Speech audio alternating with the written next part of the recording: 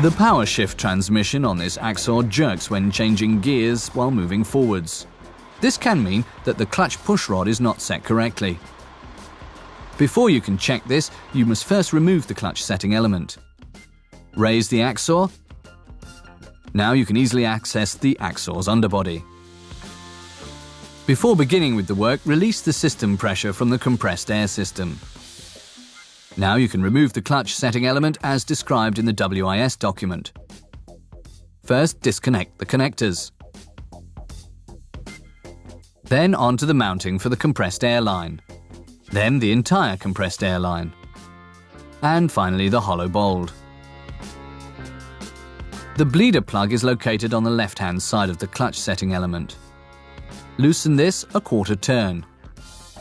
Now you can remove the clutch setting element.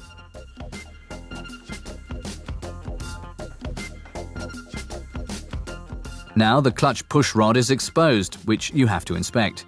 For this inspection, you require this adjusting device. It indicates whether the ram is set too short or too long and not secured according to specification. Attach the device to the transmission housing. The locking screws are only tightened by hand. Now test whether there is any play between the ram and the adjusting device. In the case of our vehicle, the ram is set too short. So now it needs to be set correctly.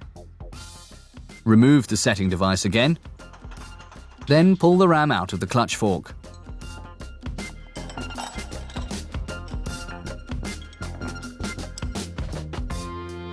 Now you can loosen the lock nut located on the ram.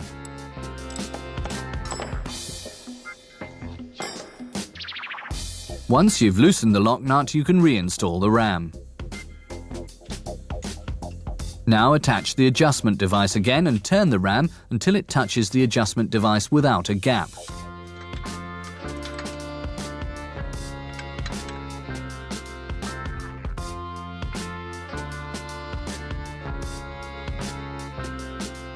Now remove the adjustment device again and remove the ram once again.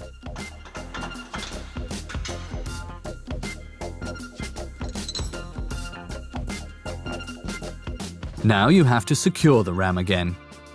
Ensure that you do not change the position in which you have set the ram.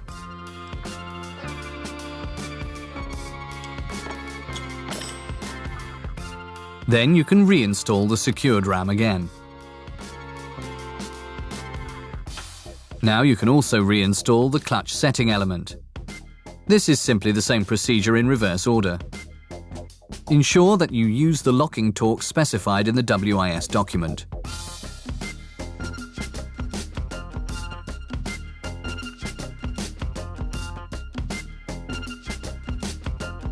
Now lower the vehicle again.